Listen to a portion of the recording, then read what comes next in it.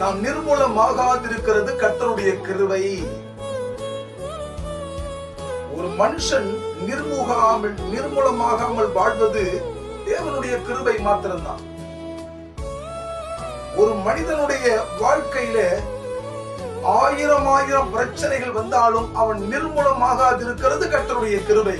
ஏனென்று சொன்னால், ஒவ்வொருத்தரும் மேல, அவரை நேசிக்கிற ஒவ்வொருத்தரும் மேல கர்த்தர் வைத்திருக்கிற இரக்கம் பெரிதா இருக்கிறது. அந்த இரக்கங்களுக்கு ஒரு நாள் முடிவே கிடையாது. கர்த்தருடைய பிள்ளையே, நாம் நிர்மூலமாகாமல் இந்த உலகத்தில் ஜீவனோடு வாழ்வது, நாம் நிர்மூலமாகாமல் சுகத்தோடு பலத்தோடு வாழ்வது, நாம் நிர்மூலமாகாமல் ஆண்டவருக்கு பிரியமுள்ள ஒரு வாழ்க்கை வாழ்வது தேவன் நமக்கு கொடுத்த ஒரு ஈவு.